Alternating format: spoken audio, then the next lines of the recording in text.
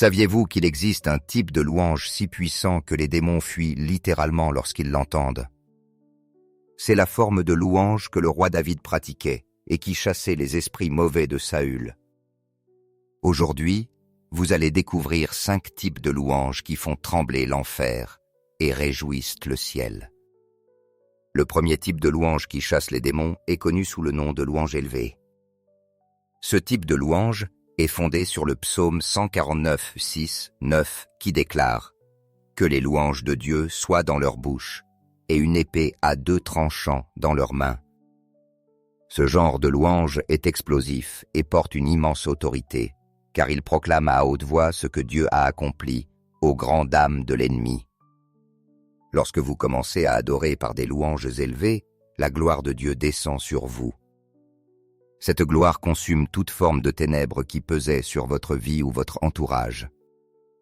Au fur et à mesure que vous adorez, maladie, souffrance et obscurité sont détruites dans votre corps, car il est pratiquement impossible de toucher à la gloire de Dieu sans transformation.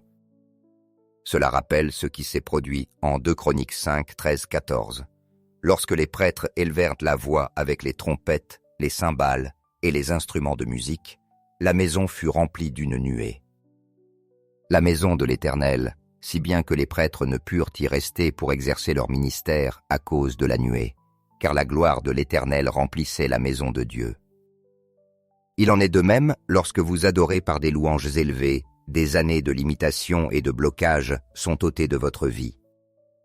En hébreu, l'expression louange élevée signifie littéralement une louange exaltée, portée au plus haut degré du ciel. Lorsque vous proclamez par des louanges élevées, vous créez une pression atmosphérique dans le domaine spirituel qui rend impossible toute opération démoniaque. Ce type de louange est puissant et renforce votre autorité en tant que croyant. Les démons ne peuvent résister à une adoration qui proclame la suprématie de Dieu, car elle leur rappelle leur défaite finale. Quand vous déclarez « Dieu est mon guérisseur », vous affirmez en même temps « La maladie n'a aucune autorité sur moi ». Quand vous proclamez « Dieu est mon pourvoyeur », vous déclarez aussi « La pauvreté n'a pas sa place dans ma vie ». Ce type de louange agit comme des actes juridiques dans le domaine spirituel, liant les forces démoniaques et libérant l'intervention divine. Dieu commence alors à libérer les percées qui étaient retenues depuis des années. D'où la louange de l'abandon. Le deuxième type est la louange de l'abandon total, une adoration qui consiste à se livrer pleinement à la volonté et à la présence de Dieu. Elle est illustrée en Ésaïe 6, 1, 3, lorsque le prophète rencontre la présence divine et répond par une reddition totale. Dans la louange de l'abandon, vous créez un vide de volonté humaine que seule la volonté de Dieu peut remplir. Les démons prospèrent dans des environnements dominés par la volonté humaine, car ils peuvent manipuler l'orgueil, la peur et la rébellion. Mais dans une atmosphère d'adoration abandonnée, ils n'ont aucune prise. Le mot hébreu kadosh, saint, apparaît 3 fois dans la vision d'Ésaïe. Saint, saint, saint est l'Éternel des armées. Cette triple proclamation exprime ce que les érudits appellent la sainteté intensive, une sainteté si concentrée que rien d'impur ne peut subsister. Quand votre louange atteint ce niveau d'abandon, vous créez une atmosphère de sainteté brûlante qui consume toute présence démoniaque, comme la lumière dissipe les ténèbres. La louange de l'abandon brise l'esprit de contrôle, dont les démons se servent pour manipuler les circonstances et les personnes. En vous abandonnant véritablement, vous dites à l'ennemi « Je ne mène pas ce combat par mes propres forces. Je le remets entre des mains plus grandes que toute arme que tu possèdes. » C'est là déjouent les stratégies démoniaques, car ils ne peuvent manipuler ni prévoir quelqu'un qui s'est sincèrement soumis à la volonté de Dieu. Dri. La louange guerrière. Le troisième type, c'est la louange de combat, une adoration qui cible spécifiquement le royaume de l'ennemi avec une foi agressive. Quand David jouait de la harpe pour Saül, David pratiquait des formes précises de louange qui rendait impossible la présence des esprits mauvais. Vous utilisez cette louange quand vous voulez véritablement pénétrer dans le camp ennemi pour qu'il entende vos proclamations. Certaines délivrances n'arrivent pas seulement par la prière. Certaines chaînes se brisent uniquement lorsque vous adorez Dieu avec une intensité surnaturelle.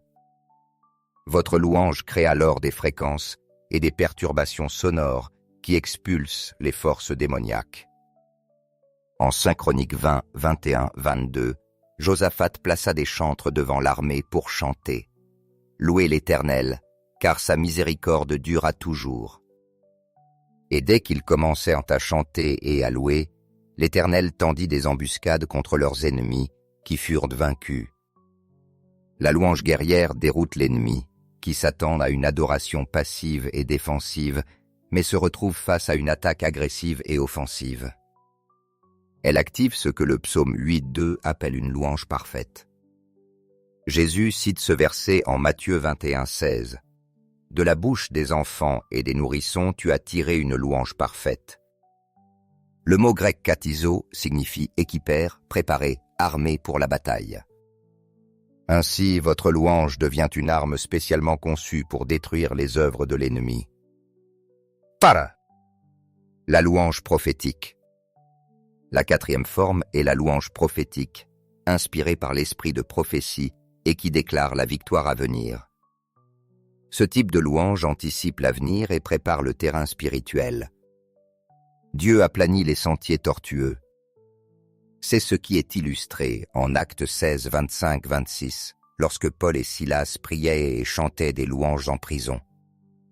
Soudain, un grand tremblement de terre ébranla les fondations, les portes s'ouvrirent et les chaînes tombèrent. Ils ne faisaient pas que chanter, ils prophétisaient leur liberté par la louange. La louange prophétique voit la fin dès le commencement et célèbre la victoire avant qu'elle ne soit visible. Les démons en sont tourmentés, car elle leur rappelle que leur défaite est déjà écrite dans les livres du ciel. En adorant prophétiquement, vous attirez la victoire future dans vos circonstances présentes, créant une sorte de pli temporel où la mission actuelle de l'ennemi se confronte à la réalité de sa destruction finale. Fin. La louange de sainteté. Le 5e type est la louange de sainteté, centrée sur la pureté et la justice absolue de Dieu. On la voit en Apocalypse 4.8. Saint, Saint, Saint est le Seigneur Dieu Tout-Puissant, qui était, qui est et qui vient. La proclamation continue de la sainteté divine crée une atmosphère si pure que rien de souillé ne peut subsister. En pratiquant cette louange, vous créez un espace consacré qui expulse automatiquement tout ce qui est indigne de la présence de Dieu. Ce type de louange agit comme un désinfectant spirituel. Il purifie l'atmosphère et la rend inhabitable pour les forces démoniaques. Elle est particulièrement efficace contre les esprits de tromperie, car le mensonge ne peut survivre dans une atmosphère de vérité absolue. En proclamant la sainteté de Dieu, vous déclarez que seul le vrai peut exister ici, que seule la pureté peut demeurer, que seule la justice peut opérer. Les démons fuient, car ils sont l'opposé de tout ce que la sainteté représente. L'autorité derrière la louange. L'efficacité de votre louange contre les esprits mauvais ne dépend pas du volume, de l'émotion ou du talent musical, mais de l'autorité spirituelle qui l'accompagne. Quand David jouait pour Saül, ce n'était pas la musique qui chassait l'esprit mauvais, mais l'onction de Dieu qui coulait à travers elle.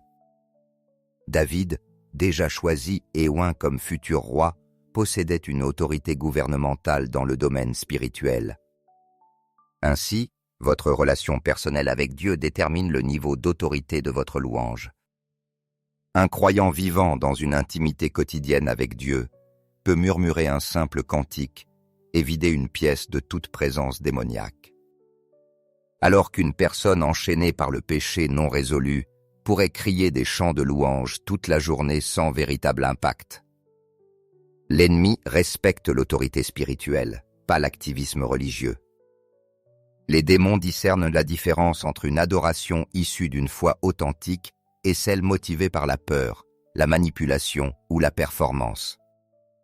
Le psaume 51:17 déclare « Les sacrifices agréables à Dieu, c'est un esprit brisé. Un cœur brisé et contrit, ô Dieu, tu ne le dédaignes pas. » Une adoration provenant d'un cœur contrit possède une autorité que celle née de l'orgueil n'aura jamais. La puissance des moments de louange. Le moment où vous adorez influence aussi son efficacité dans le combat spirituel. La louange de minuit, comme celle de Paul et Silas, semble porter une autorité particulière de percée. La louange du matin crée une atmosphère protectrice pour toute la journée. La louange en temps de crise devient une arme qui transforme votre épreuve en témoignage. Prière finale. Prions maintenant, en demandant à Dieu d'imprimer cette révélation dans nos esprits et d'activer notre autorité par la louange surnaturelle. Père céleste, je viens devant ton trône au nom puissant de Jésus-Christ, le nom au-dessus de tout nom, devant lequel tout genou fléchira et toute langue confessera que Jésus-Christ est Seigneur. Je te remercie, car tu nous as donné des armes spirituelles puissantes pour renverser les forteresses. Je prie aujourd'hui pour chaque croyant qui m'écoute, afin que tu actives en eux l'autorité surnaturelle de la louange qui fait trembler l'enfer et réjouit le ciel. Que leurs louanges élevées fassent descendre ta gloire avec une telle intensité que des années de limitation disparaissent. Que leur adoration devienne une arme de guerre qui expulse toute force démoniaque, qui libère des percées, qui prophétise la victoire et qui proclame la sainteté de ton nom. Je déclare qu'ils ne sont plus des victimes passives des attaques spirituelles, mais des guerriers actifs capables de transformer l'atmosphère et de chasser les ténèbres. Que signes, prodiges et miracles accompagnent leurs louanges. J'appose le sceau de cette prière par le sang de Jésus-Christ et je déclare que chaque parole prononcée selon ta volonté s'accomplit dans le nom puissant de Jésus. Amen. Merci d'avoir regardé. Si vous aimez nos vidéos, n'hésitez pas à vous abonner à notre chaîne YouTube.